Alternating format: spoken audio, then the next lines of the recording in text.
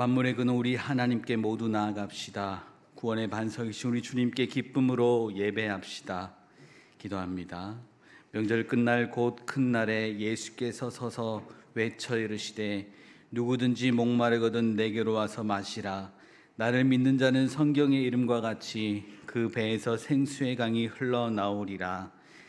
목자가 양떼를 인도함 같이 지난 한 주간 동안 하나님께서 저희의 생명과 가정과 기업을 지켜주시고 언제나 의로운 길로 인도하여 주시니 감사를 드립니다. 어려움에도 지팡이와 막대기로 지켜주시고 외롭고 가난하며 공고할 때도 은혜로 채워주신 주님의 사랑을 잊지 않고 살아가는 저희 되게 하옵소서. 가장 거룩하고 가장 겸손하게 드리기 원하는 저희의 예배를 받아 주옵소서. 우리 주님 예수 그리스도의 이름으로 기원하옵나이다. 아멘.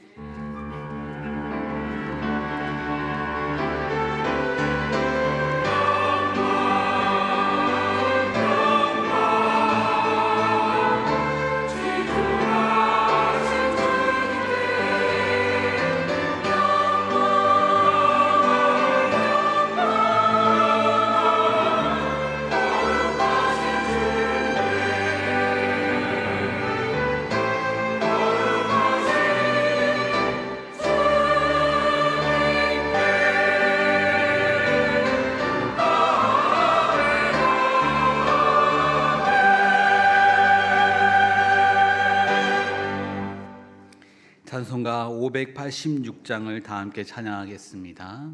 찬송가 586장입니다.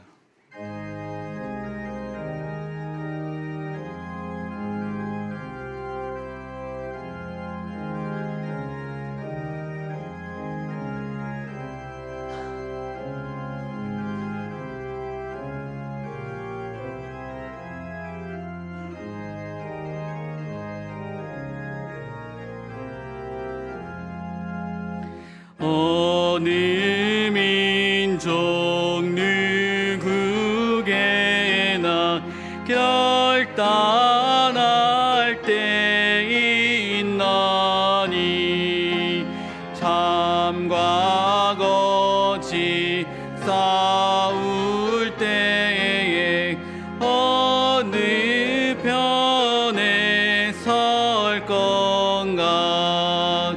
주가 주신 제 목표가 우리 앞에 보이니 빛과 어둠 사이에서 선택하며 살리라. 고상하고 아름답다 진리 편에 서느니 진리 위에 억압받고 명예 잃어도 비겁한 자 물러가사 용감한 자 굳세게 낙심한 자 돌아오는 그날까지 서리라. 순교자의 빛을 따라 주의 뒤를 쫓아서 십자가를 등에 지고 암만양에 가리라. 새 시대는 새 사명을 우리에게 주나니 진리 따라 모든 자는 전진하리 언제나. 악이 비록 성하여도 진리 더욱 강하다. 진리 따라 살아갈 때 어려움도 당하리. 의리 가는 그 앞길에 어두운 장막 덮쳐도 하나님이 함께 계셔 항상 지켜 주시리.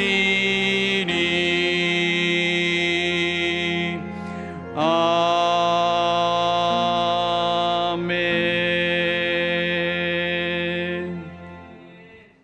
찬송가 뒤에 있는 교독문 53번 시편 121편을 교독합니다.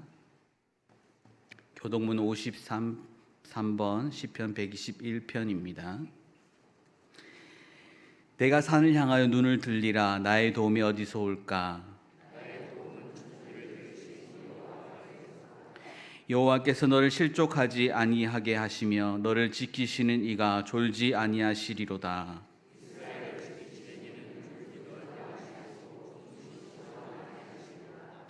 여호와는 너를 지키시는 이시라. 여호와께서 내 오른쪽에서 내 그늘이 되시나니.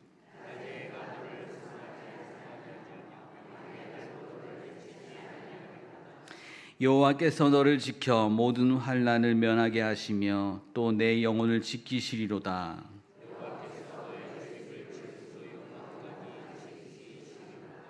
아멘. 다 함께 새롭게 번역된 사도신경으로 우리의 신앙을 고백하겠습니다. 나는 전능하신 아버지 하나님 천지의 창조주를 믿습니다. 나는 그의 유일하신 아들 우리 주 예수 그리스도를 믿습니다.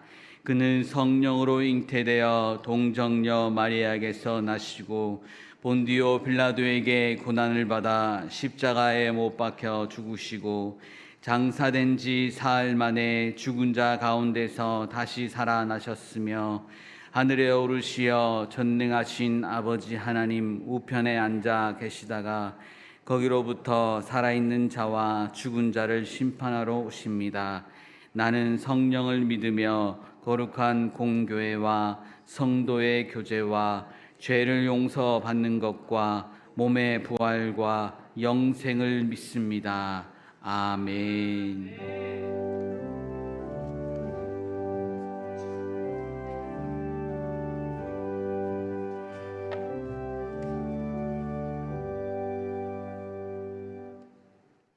기도하겠습니다. 예배 받으시기를 기뻐하시는 사랑하는 주님, 우리의 예배를 받아 주시옵소서. 우리의 몸과 마음과 정성을 주님께 기울이는 귀한 시간이 되게 하여 주시옵소서. 광야 같은 세상 언제나 힘들고 험한 우리의 삶 가운데서도 우리의 기도를 들어주시고 우리를 인도하여 주시는 주님의 은혜가 있었음을 고백합니다. 주님, 주께서 우리와 함께 하셔서 이 모든 것들을 감당하게 하시고 자녀로 삶을 살아갈 수 있도록 도와주신 은혜에 감사를 드립니다. 우리의 생각을 가로막고 있는 욕심, 악한 생각, 어리석은 죄악들로 아버지 하나님, 주님과의 소통에 막혀 있음을 두려워합니다. 주님, 우리가 이 모든 것들을 주님 앞에 깨끗이 내려놓고 주님만을 만나는 귀한 시간이 되게 하여 주시옵소서. 너희는 세상의 빛이라 소금이라 하였사온데 아버지 하나님, 오늘도 돌아보며 주님께서 우리에게 말씀하신 대로 사명을 감당하게 하여 주시옵소서. 회칠한 무덤처럼 외식하는 자 되지 않게 하여 주시고 온전히 주님 앞에 이 모든 것을 맡겨드리는 귀한 영혼들이 되게 하여 주시옵소서. 추석 명절입니다. 이 명절이 참으로 즐겁고 기쁜 날이 되게 하여 주시옵소서. 기도하는 것은 우리가 만나는 모든 사람들, 또 봐야 하는 일가 친척들, 아버지 하나님, 이 모든 이들 가운데 주님의 향기를 나타날 수 있게 하여 주시고, 아버지 하나님, 이 일을 통하여 마음의 상처가 되지 않게 하시고 주님 앞에만 영광 돌리는 귀한 은혜가 있게 하여 주시옵소서. 북한 땅 동포들에게 회복의 은혜를 주셔서 진리와 은혜가 충만하게 하시고 그 옛날 주셨던 부흥의 바람이 그곳에도 다시 불게 하여 주시옵소서. 주님, 그 땅에 자유와 인권이 살아나게 하시고 고통받는 모든 이들에게 하나님 새로운 희망을 불러 넣어 주시옵소서. 사랑의 하나님, 아버지 하나님, 이 땅을 주님이 사랑하셨습니다. 속히 통일되게 하시고 주님을 섬기는 종들이 아버지 하나님 기도를 들어주시며 그 고통에서 벗어나게 하여 주시옵소서. 주님, 주의 이름으로 세계 각지에 파송된 주의 일꾼들에게 능력을 더하여 주시고 복음의 역사가 아버지 하나님 놀랍도록 일어나 주의 백성들이 날로 늘어나게 하여 주시옵소서. 특별히 교회가 파송한 슬로베니아 이준희 선교사님을 기억하여 주시고 여러 가지 어려운 조건 가운데 있음을 압니다. 다 극복하고 오로지 주님께만 매달리는 주님의 거룩한 일꾼이 되게 하여 주실 뿐만 아니라 하나님, 그곳에서 주님의 거룩한 역사가 싹트게 하여 주시옵소서. 주님, 우리가 무엇을 하든지 주님을 기뻐하게 하는 주님의 성도가 되기를 원합니다. 주님이 우리와 함께 하시는 것을 믿습니다. 오늘도 이 예배를 통하여 하나님 앞에 영광 돌리고 우로부터 내리는 귀한 말씀에 은혜 받는 시간 되게 하여 주시옵소서. 오늘 예배를 위하여 수고하고 애쓰는 모든 일꾼들, 하나님의 귀한 역사가 함께하여 주시고 저들의 수고가 결코 헛되지 아니하도록 아버지께서 도와주시옵소서. 주의 거룩한 말씀을 들고 우리 목사님 이 단에 섰습니다. 아버지 하나님, 그의 입술을 통하여 선포되는 귀한 말씀들이 아버지 하나님 우리의 가슴에 새겨지게 하시고 그 말씀의 귀한 능력이, 귀한 은혜가 임하게 하여 주시옵소서. 우리 목사님을 특별히 사랑하셔서 아버지 하나님, 그의 모든 것이 주님을 위한 것이고 또 주님께서 지켜주셔서 그 가정이 새롭고 튼튼하게 세워질 수 있도록 아버지께서 특별히 은혜 내려 주시옵소서. 이 시간에 우리가 드리는 예배 주님이 받아주시고 하나님만을 기뻐하는 귀한 시간이 되게 하여 주시옵소서. 이 모든 말씀 우리 주 예수 그리스도의 이름 받들어 기도 드리옵나이다. 아멘.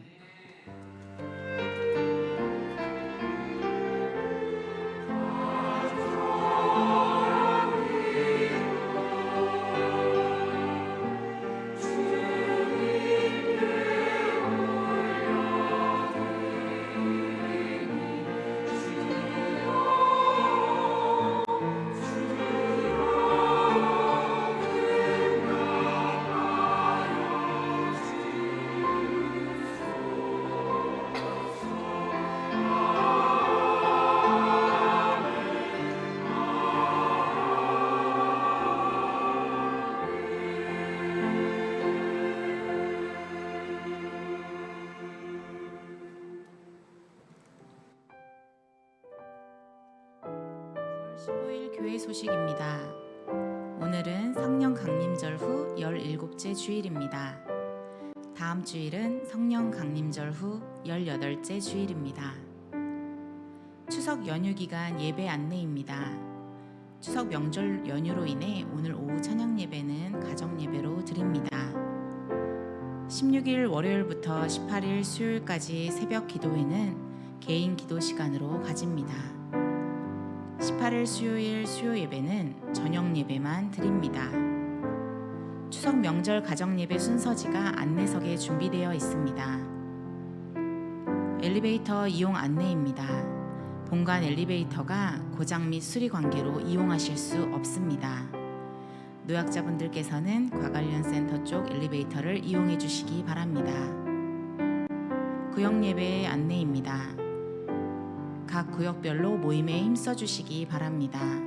구역 예배 후 각 교구장에게 보고해 주시기 바랍니다. 이번 주 교육은 명절로 쉽니다.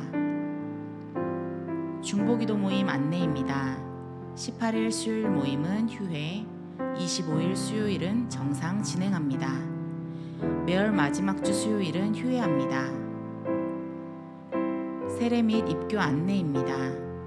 교회 등록 후 6개월이 지나 입교 혹은 세례 및 아동 세례를 원하시는 성도님들께서는 신청서를 작성하신 후 사무실에 제출하시고 교육에 참석해 주시기 바랍니다. 오늘 점심 식사 후 식당 2층에서 일남선교회 원래회가 있습니다. 히라카페 휴무 안내입니다. 추석 명절 당일 17일에만 휴무합니다.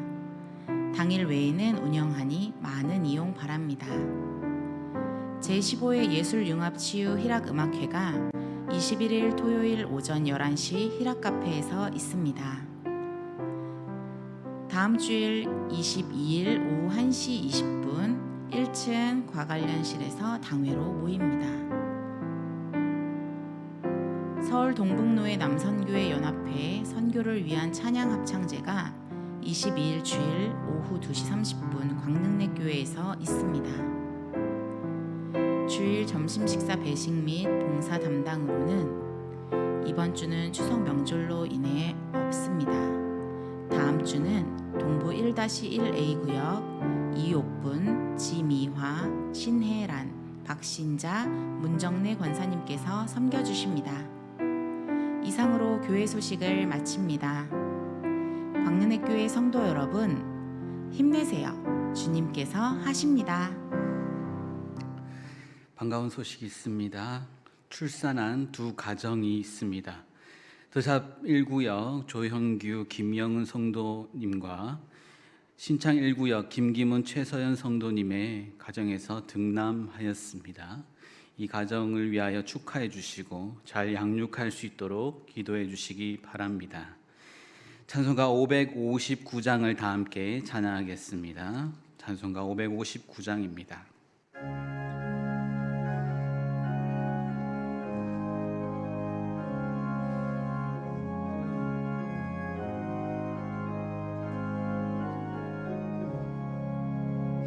사철의 봄바람 불어있고 하나님 아버지 모셨으니 믿음의 반석도 든든하다. 우리 집 즐거운 동산이라. 고마워라 임마누엘 예수만 섬기는 우리 집. 고마워라 임마누엘 복되고 즐거운 하루하루. 어버이 우리를 고이시고 동기들 사랑에 뭉쳐있고, 기쁨과 설움도 가 같이 하니 한간의 초가도 천국이라. 고마워라 임마누엘,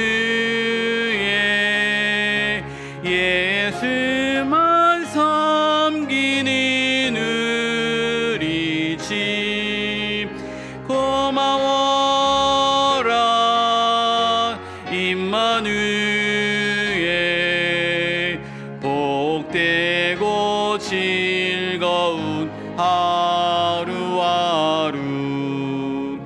아침과 저녁에 수고하여 다 같이 일하는 온 식구가 한 상에 둘러서 먹고 마셔. 여기가 우리의 낙원이라. 고마워라 임마누엘, 예수만 섬기는 우리 집. 고마워라 임마누엘, 복되고 즐거운 하루하루. 아멘. 오늘 우리에게 주신 하나님의 말씀은 예레미야 40장 9절에서 16절의 말씀입니다. 예레미야 40장 9절에서 16절의 말씀은 구약성경 1118쪽에 있습니다.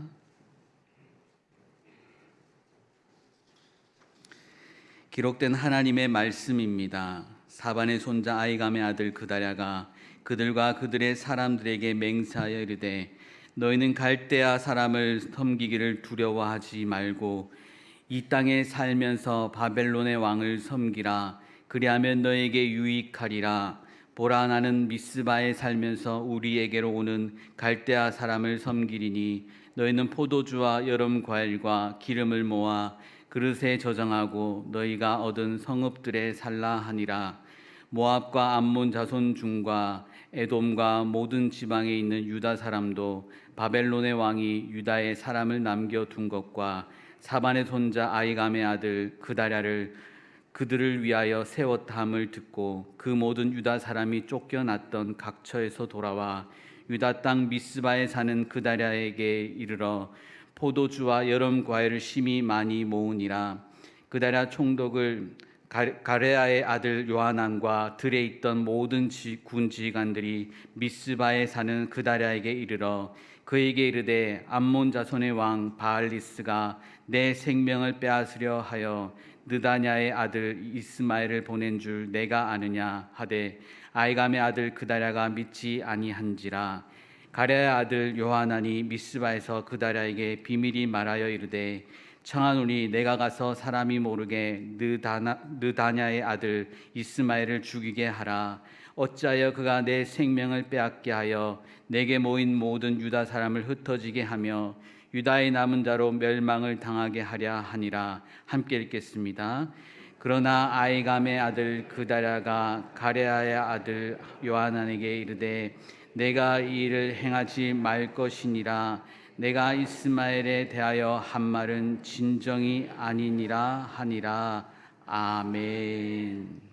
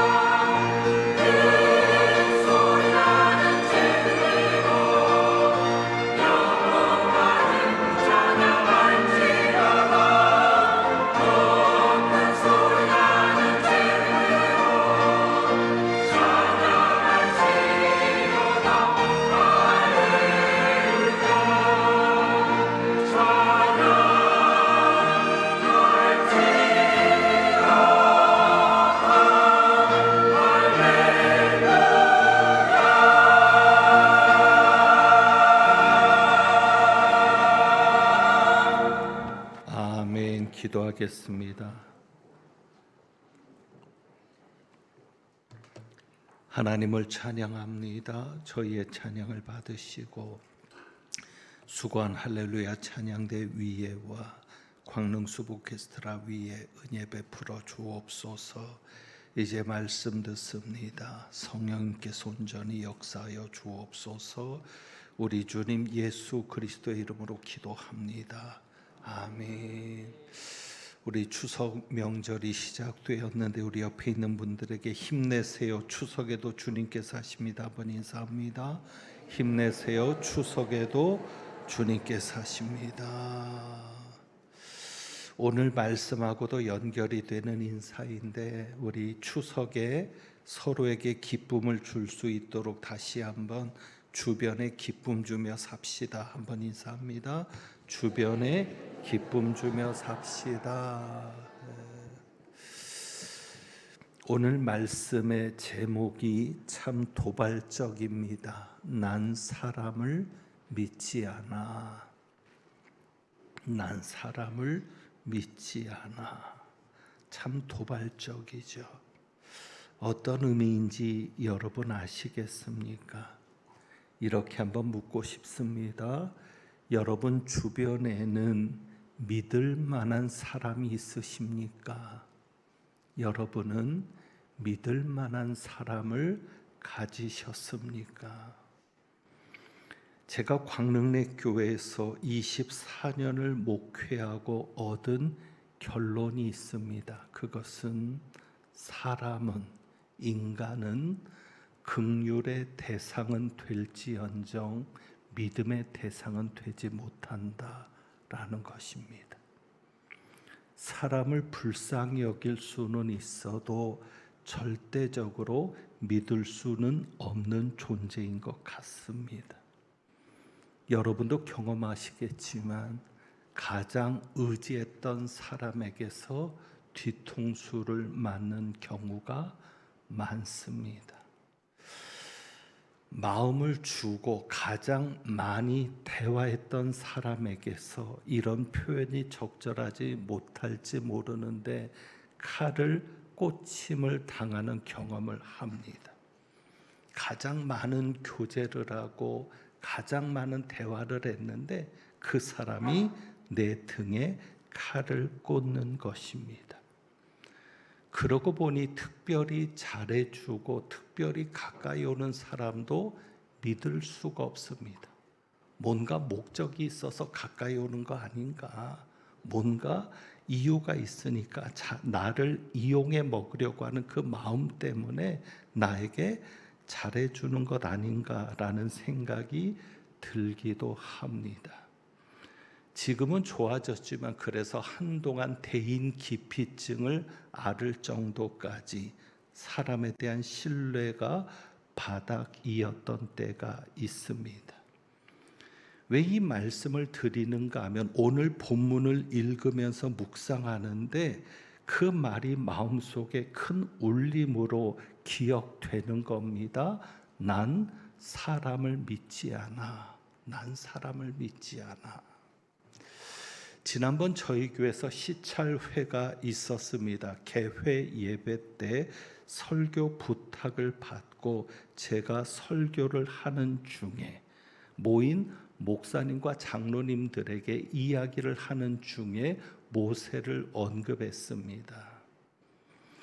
왜 그렇게 이스라엘 백성들이 모세를 적대하고, 적대라는 표현보다는 대적이라는 표현이 더 낫겠는데 모세를 대적하고 모세 말을 따르지 않았을까? 이유가 한 가지 있습니다. 그것은 여러분, 하나님께서 가나안 땅을 젖과 꿀이 흐르는 땅으로 보여주셨는데, 비전을 주셨는데, 우리로 말하면 비전을 주셨는데 그 가나안 땅의 비전은 누구에게만 주셨습니까? 모세에게만. 그러니까 모세만, 아론과 미리암도 아닙니다. 모세만 하나님께서 말씀으로 주신 가나안 땅의 비전을 보고 가는 겁니다. 그러면 이스라엘 백성들은 무엇을 보고 가야 되느냐? 하나님을 보고 가는 게 아니에요. 모세만 보고 가는 거예요. 자, 그런 상황에서 이스라엘 백성들이 모세를 믿을 수 있었을까? 하나님께서 모세를 사용하신다는 것을 분명하게 믿지 않으면 모세 말만을 듣고 가야 되는 건데 과연 그것이 쉬웠을까? 모세가 성막을 만들었습니다. 그 성막에 대한 설계도도 누구만 가지고 있었습니까? 모세만. 성막을 만드는 기술자에게는 설계도가 없는 거예요. 그저 모세에게서 나오는 대로, 모세가 말하는 대로 성막을 지어야 하는데 과연 그것이 쉬웠을까? 여러분, 과연 사람을 믿는다는 것이 쉬운 일이겠습니까? 그런데 그 설교를 하고 난 다음에 오히려 저에게 울려오는 반향이 있었습니다. 제 마음속에 주님께서 던지시는 질문이죠. 그러면 너는 믿을 만한 존재이니? 교인들이 너를 믿을 수 있니?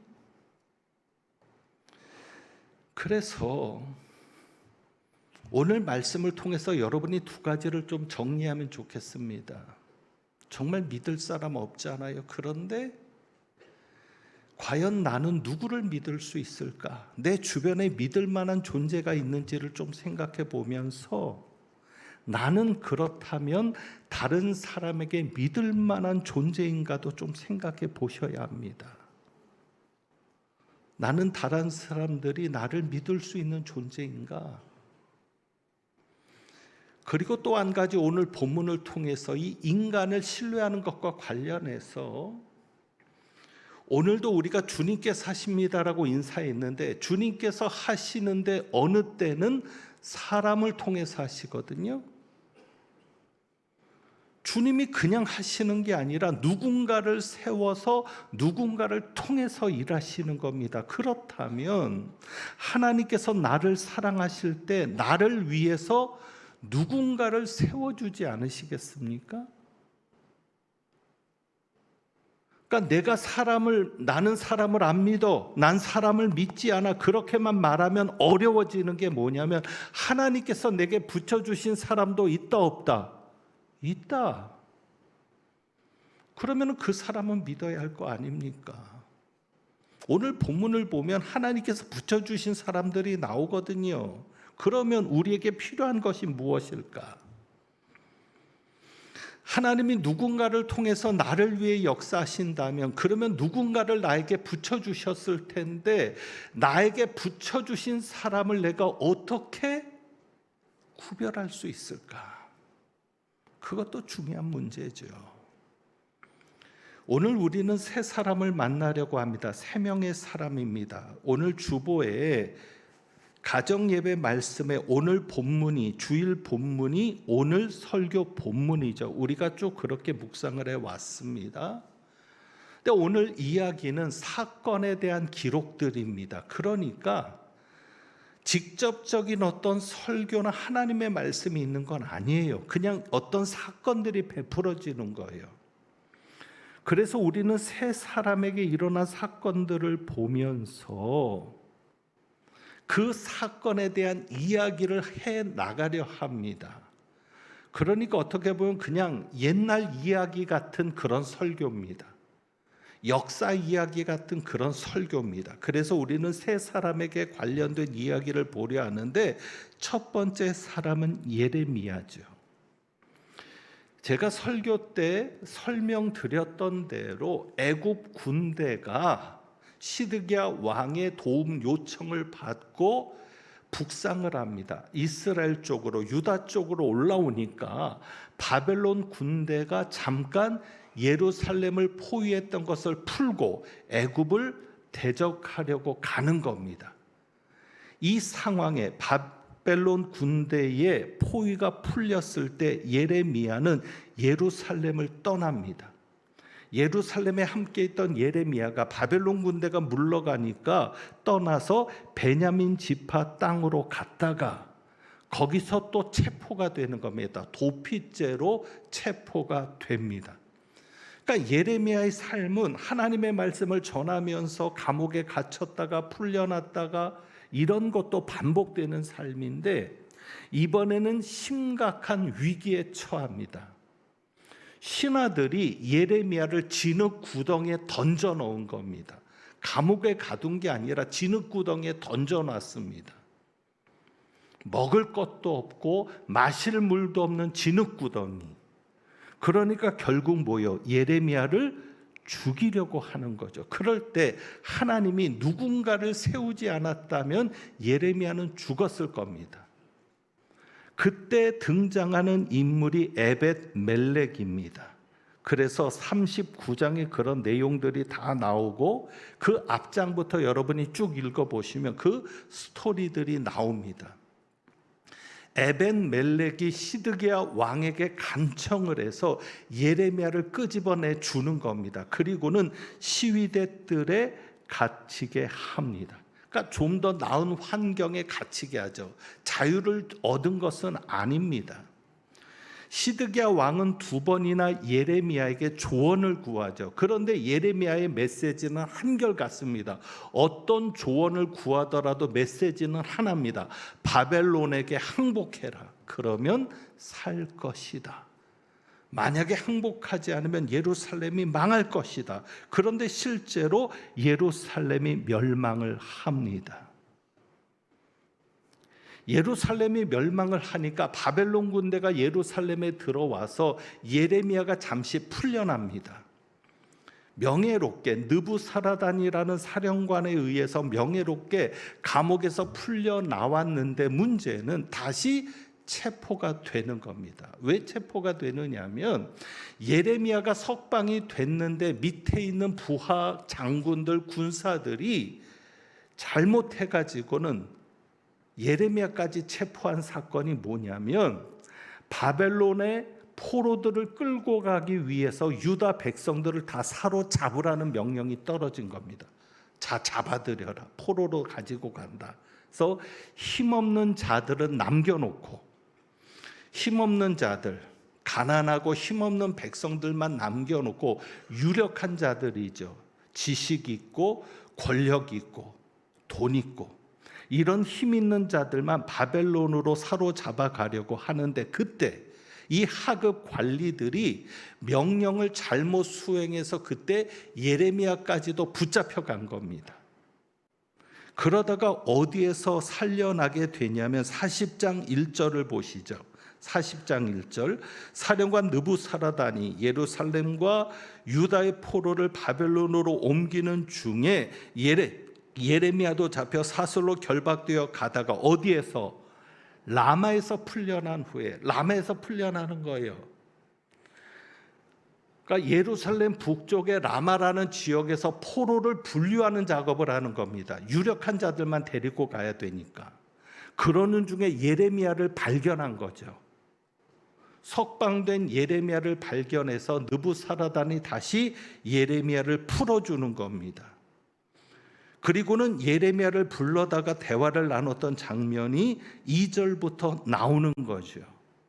느부사라단, 바벨론 군대 사령관입니다. 느부사라단이 이렇게 말합니다. 4절에 보세요. 30장 4절. 보라, 내가 오늘 네 손의 사슬을 풀어 너를 풀어주노니.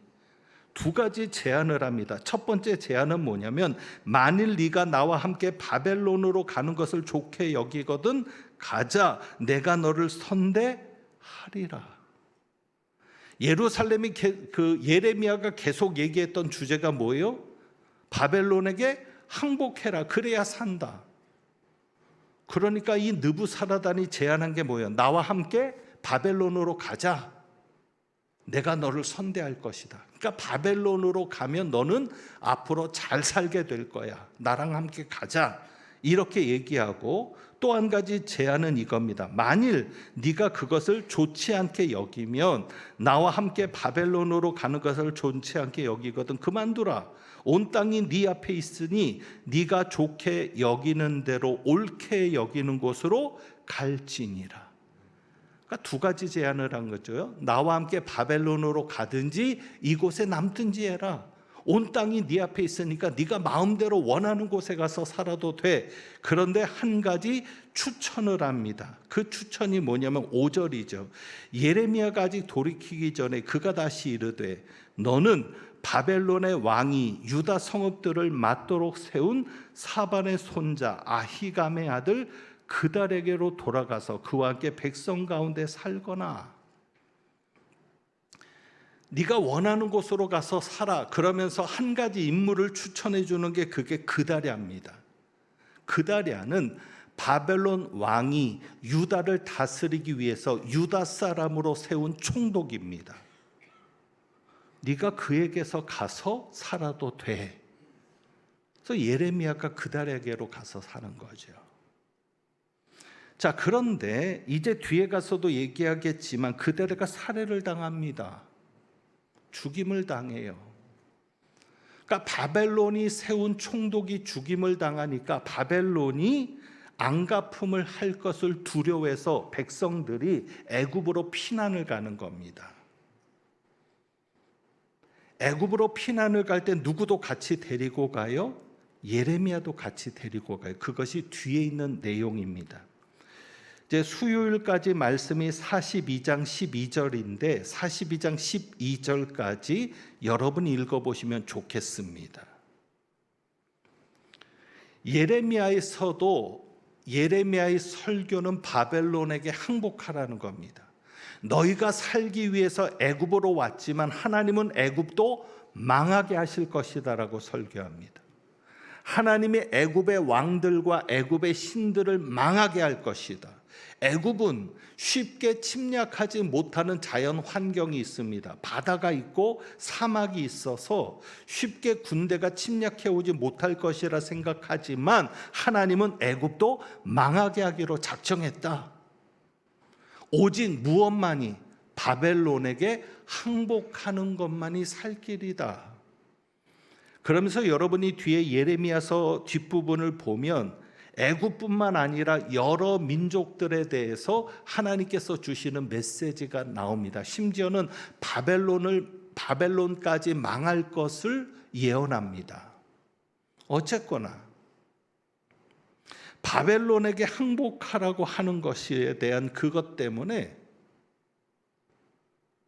동족들이 분노하는 겁니다. 이것은 성경에는 기록되지 않았던 것이고요. 성경 외의 자료에 보존되어 있는 한 전승이라고 합니다.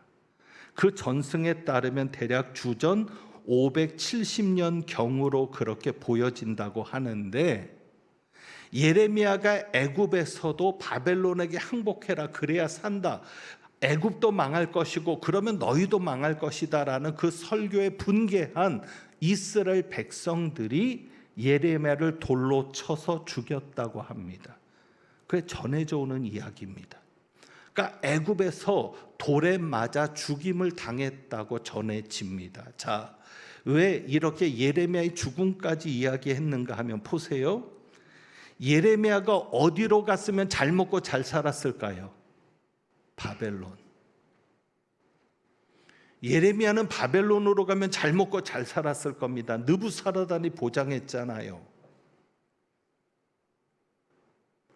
심지어는 예레미야가 이곳에 남기를 작정할 때 먹을 것까지도 다 챙겨주었습니다.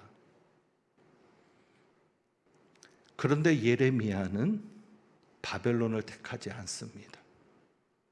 아무리 잘 먹고 잘 산다 해도 거기는 우상의 땅이고 이방 땅이고 하나님께서 택하신 거룩한 땅인 이곳에 남기를 작정합니다. 애국심이고 민족애입니다. 한편으로는 지금 유다 땅에 남겨진 백성들은 누구예요? 가난한 백성들, 힘없는 백성들. 가난하고 힘없는 자들과 함께하는 것을 선택합니다. 여러분, 이런 사람이라면 믿을 수 있지 않겠습니까? 하나님의 뜻에 순종하고 하나님의 뜻이라면 자기의 이익보다는 자기에게 손해가 되고 심지어 죽음을 당한다 할지라도 하나님의 뜻에 순종하는 자라면, 하나님의 뜻을 앞세우는 자라면, 민족을 사랑하고 나라를 사랑하고 백성들을 사랑하는 자라면, 교인들을 진짜 사랑하는 사람이라면 믿을 수 있지 않겠습니까? 여러분 주변에 그런 인물이 있다면 믿어도 되지 않겠습니까? 또 여러분들이 그런 믿음을 줄 수 있는 사람 되면 좋지 않겠습니까? 이제 또 한 사람을 봅니다. 그 한 사람은 느부사라단입니다. 바벨론의 군사령관입니다. 자, 바벨론 이 군사령관 느부사라단이 예레미야를 불러다가 말한 내용이 2절입니다. 여러분, 이것이 느부사라단의 이야기라고 생각하지 말고 그 내용만을 한번 잘 들어보시면, 자, 이게 누구의 말에 더 유사한지를 한번 보십시오. 자, 이렇게 말합니다. 내 하나님 여호와께서 이곳에 이 재난을 선포하시더니, 하나님께서 재난을 선포하셨다는 거예요. 그런데 3절입니다. 하나님께서 그가 말씀하신 대로 행하셨으니, 그러니까 재난이 왔다는 거예요. 그래서 예루살렘이 망한 거죠. 자, 이는 이유를 말합니다. 너희가 하나님께 범죄하고 그의 목소리에 순종하지 아니하였으므로 이제 이루어졌도다. 이 일이 너희에게 임한 것이니라. 지금 한 국가의 역사적으로 일어난 사건을 누구의 관점에서 보는 거예요? 하나님의 관점에서, 말씀의 관점에서. 너희가 죄를 지었기 때문에, 하나님의 말씀에 순종하지 않았기 때문에 하나님께 죄를 지은 것이야. 그것은 하나님의 말씀에 순종하지 않은 것이야. 그래서 재난이 너희에게 온 거야. 우리가 그냥 이 말씀만 보면 누구의 말로 들려질 수밖에 없어요? 예레미야의 말. 예레미야가 계속 해온 말이잖아요. 그런데 실제로 이 말을 지금 누가 하고 있습니까? 느부사라단. 쉽게 말하면 하나님을 믿지 않는 사람. 하나님을 믿지 않는 사람이 어떻게 이렇게 말할 수 있습니까? 또 어떻게 보면 예레미야를 향한 책망은 아니지만 예레미야에게 그런 얘기를 합니다. 너희가라고 얘기합니다. 그러니까 지금 느부사라단이 유다 백성들을 책망하는 거예요. 너희가 하나님께 범죄하고 하나님의 말씀에 순종하지 않으니까 하나님이 말씀하신 대로 재난이 이루어진 거 아니야. 저는 이 느부사라단을 보면서 믿지 않는 자들이라도 정말 그가 하나님의 말씀을 받았다면, 그가 정말 하나님의 말씀대로 하고 있다면 오히려 교인들보다 더 믿을 만한 존재 아닌가? 지금 우리의 비극은요, 교회 안에서조차 믿을 수 없는 거예요. 가면 갈수록 목사도 믿을 수 없고 장로도 믿을 수 없고 누구를 믿을 수 있는지요. 그런데 오히려 세상 밖의 사람들 중에 믿을 만한 사람이 있는 거예요. 그리고 그들은 오히려 교인들을 책망합니다. 교인들이 그렇게 사니까 이렇게 위기가 오는 거 아니야. 너희들이 하나님께 범죄하고 하나님께 순종하지 않으니까 이런 일이 생긴 거 아니야. 오히려 믿지 않는, 교회 다니지 않는 사람들에게 교회 다니는 우리가 책망받는 현실, 느부사라단이 보여주는 모습이죠. 그래서 반대로 생각해 보면, 여러분, 믿지 않는 사람들도 이렇게 그들이 하나님을 인정하지 않지만, 그래서 나의 하나님이라고 말하지 않아요. 너희의 하나님이라고는 말하지만, 그래도 그들의 말을 들어보면 옳은 말을 하는 사람들이 있어요. 그러면 믿지 않는 자들에게도 인정받는 사람이라면 우리가 믿을 수 있지 않을까? 만약에 여러분의 주변에 있는 교인들 중에 믿지 않는 가족, 믿지 않는 동료, 믿지 않는 이웃들에게도 칭찬받는 사람이 있다면 그 사람은 우리가 믿어도 되지 않을까요? 명절입니다. 믿지 않는 가족들도 만납니다. 그것이 갈등이 되기도 하지요. 하지만 교회 다니지 않는 친척들에게, 교회 다니지 않는 가족들에게도 칭찬받을 수 있는 나이인가? 그렇다면 내가 누군가에게라도 믿음을 줄 수 있는 존재가 아니겠습니까? 이제 우리가 마지막으로 한 사람을 봅니다. 그가 바로 그다랴입니다. 9절에 보면 그다랴라는 이름이 나오는데,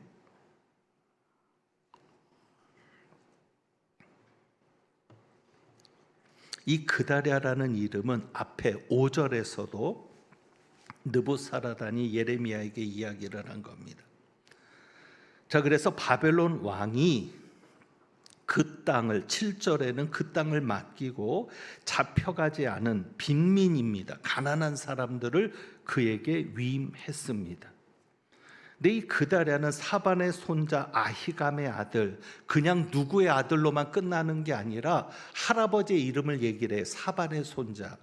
이 사반은 요시야 왕의 서기관이었습니다. 요시야 왕 때 서기관.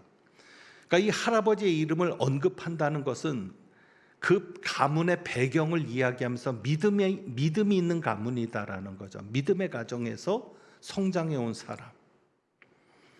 그래서 이 그다랴가 남아있는 사람들에게 그런 이야기를 합니다. 9절과 10절이죠.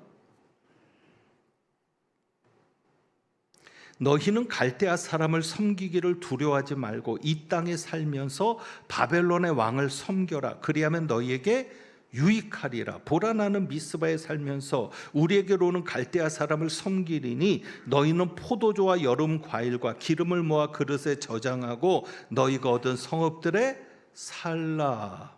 그래서 여기 보면 12절에 그다랴가 전해주는 메시지는 예레미야가 했던 말과 똑같은 메시지입니다. 왜냐하면 그다랴는 누구의 말을 마음에 새겼어요? 예레미야 선지자의 말을 마음에 새겼거든요. 그 아버지도 예레미야 편에 섰었고요. 그러니까 백성들에게 총독이 되자마자 하는 이야기가 그겁니다. 바벨론에게 항복해라. 갈대아 사람을 섬기기를 두려워하지 말라. 그러면 너에게 유익할 거다. 그러면서 모든 곡식들과 이런 소산물들을 거두고 저장해라. 여기서 너희들이 잘 살게 될 거다라고 얘기한 거예요. 그러니까 유다가 빠르게 안정을 찾아가죠. 그래서 11절에 보면 우리가 읽은 대로 모압, 암몬, 에돔 모든 지방에 있는 유다 사람들, 특별히 유력한 사람들이죠. 도피했던 사람들은 나름대로 실력 있는 자들인 거예요. 이 실력 있는 자들이 누구에게로 모이는 거예요? 그다랴에게로 모이는 거예요.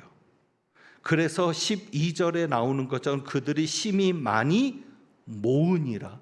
빠르게 유다가 안정이 돼 갑니다. 누구 때문에? 그다랴 때문에. 그런데 문제가 생겨요. 어떤 문제? 암몬 왕이 등장을 하죠. 14절입니다. 요하난이, 가레 아들 요하난이 신하죠.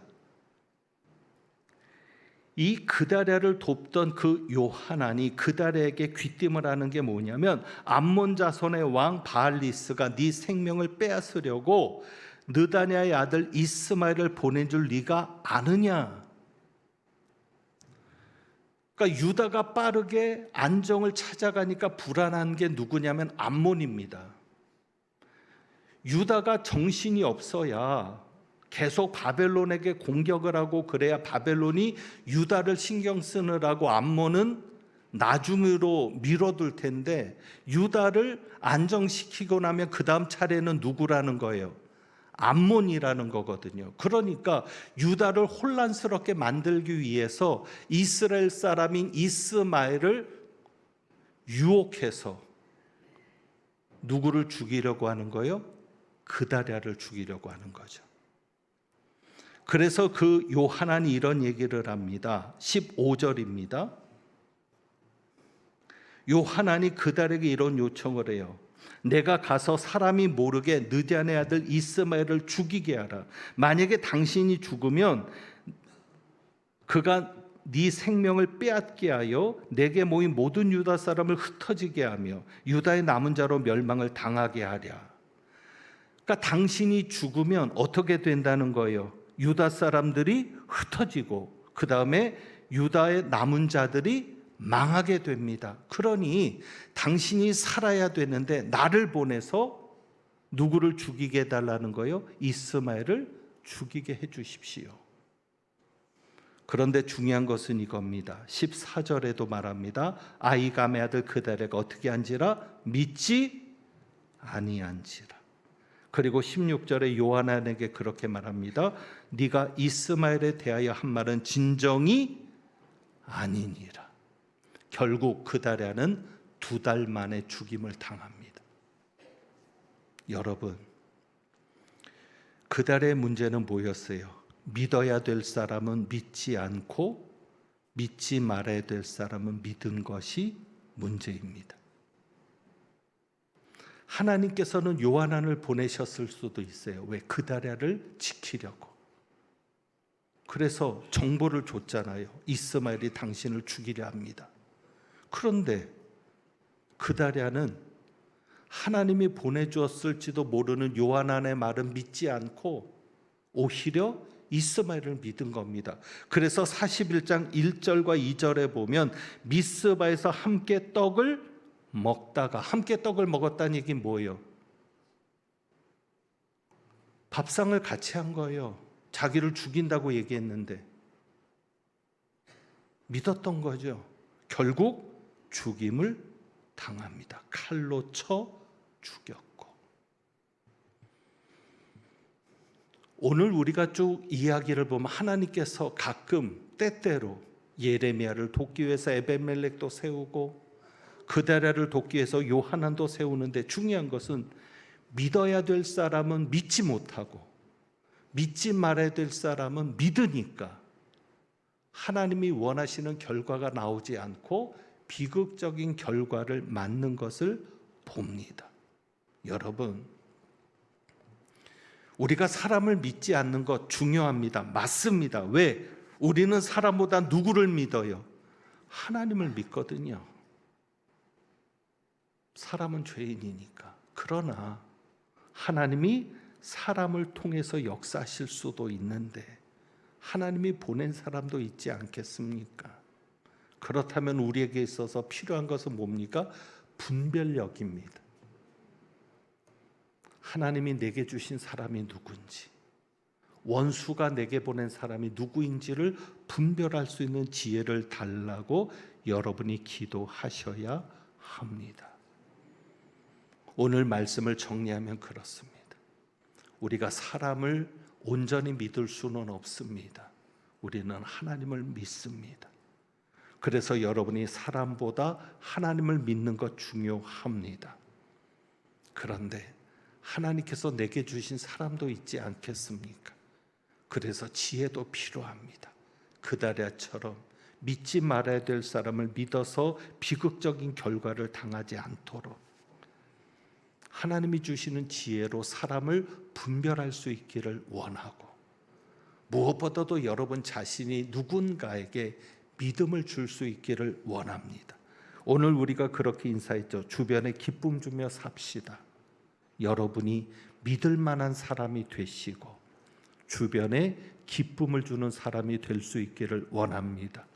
그래서 우리가 이 찬양을 드려봅니다. 일상과 오 신실하신 주라는 찬양인데, 우리가 하나님을 정말 제대로 믿는다면 그 하나님에 대한 신앙으로 우리도 누군가에게 하나님을 대신해서 믿음을 줄 수 있고 하나님을 대신해서 역사하는 사람이 될 수 있습니다.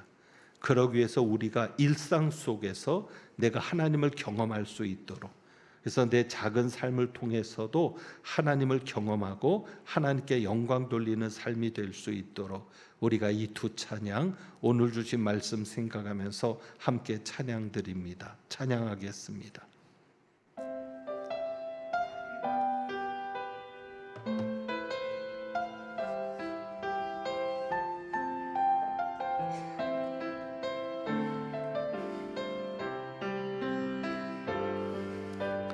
나를 보내사 서게 하신 곳 가장 귀한 곳이 바로 이곳이라. 내게 주신 곳 야와 같아도 믿음과 소망 가지고 최선을 다하리. 나의 작은 삶 나의 작은 삶 주께 드릴 때 나의 삶을 통해 주 영광 받으리. 내게 맡기신 가장 귀한 이곳 감사와 순종으로 오늘을 다시 한번 합니다. 나를 보내사 서게 하신 곳 가장 귀한 곳이 바로 이곳이라. 내게 주신 곳 광야와 같아도 믿음과 소망 가지고 최선을 다하리. 나의 작은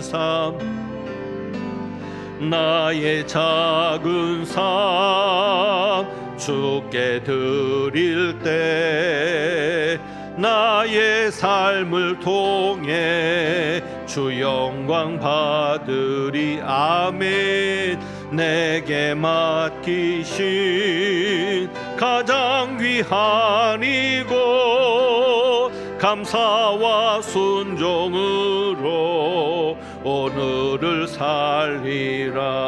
아멘.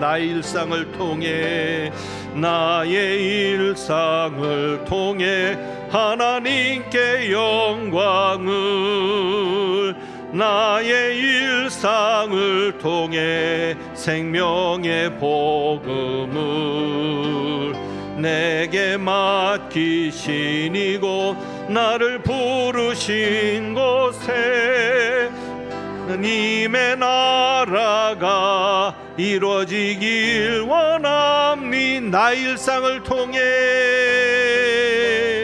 나의 일상을 통해 하나님께 영광을 나의 일상을 통해 생명의 복음을 내게 맡기신 이곳 나를 부르신 곳에 하나님의 나라가 이루어지길 원합니다. 하나님 한 번도 나를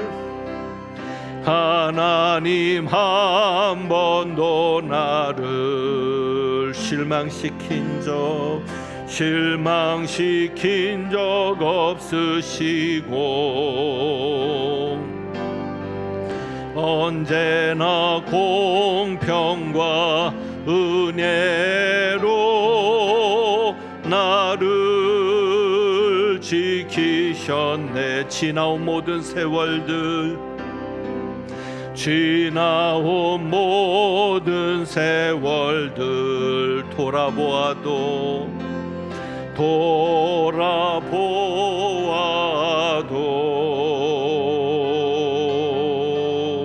그 어느 것 하나 주의 손길 안 미친 것 전혀 없네. 오 신실하신 주 오 신실하신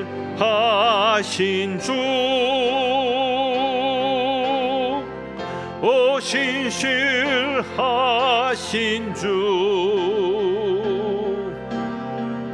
내 너를 떠나지도 않으리라. 내 너를 버리지도 않으리라. 약속하셨던 주님 그 지키사 아멘. 이후로도 영원토록 나를 지키시리라 확신하네. 이후로도 영원토록, 이후로도 영원토록 나를 지키시리라 확신하네. 기도합니다. 아버지께서는 한 번도 우리를 실망시킨 적 없고 언제나 공평과 은혜로 우리를 지키셨습니다. 지나온 모든 세월 돌아보지만 그 어느 것 하나 주님의 손길이 미치지 않은 것 전혀 없음을 고백합니다. 그래서 때때로 우리를 돕기 위하여 하나님께서 사람을 세우시는 줄도 믿습니다. 분별할 수 있는 지혜를 주셔서 하나님께서 보내신 사람과 믿음의 교제를 나누며 하나님의 뜻을 함께 이뤄갈 수 있도록 도와주시고, 또한 저희도 누군가에게 믿음을 줄 수 있으며 하나님께서 기쁨 주게 하시려고 보낸 사람들이 되게 하옵소서. 추석인데 누구보다도 가족에게 기쁨이 되기를 원하오니 주여 도와주시옵소서. 이번 추석에 더욱더 여러 가지 경제적으로 어렵지만 그럼에도 불구하고 하나님의 것이게 구별하는 믿음의 정성들이 있사오니 기억하셔서 부족함이 없으리라고 고백한 그 고백대로 부족함이 없이 아버지께서 채우시는 놀라운 은혜를 경험하는 가정들, 자녀손들, 생업이 되게 하여 주옵소서. 하나님은 내게 복을 주시고 너를 지키시기를 원하며, 하나님은 그의 얼굴을 내게 비추사 은혜 베푸시기를 원하며, 하나님은 그 얼굴을 내게로 향하여 드사 평강 주시기를 원하노라. 말씀을 통하여 하나님을 더 신뢰하고 하나님께서 보내주신 사람, 곁에 함께 있게 하신 사람을 통해 하나님의 뜻을 더 이루어 나가기를 소망하며, 나도 누군가에게 기쁨이 되고 믿음이 되고 신뢰가 되는 그런 하나님의 사람 되기를 소망하며 나아가는 주님의 귀한 백성들 위에 우리 주님 예수 그리스도의 은혜와 아버지 하나님의 사랑과 성령님의 교통하시며 충만케 하심이 이제부터 영원까지 함께 하시기를 축원하옵나이다. 아멘.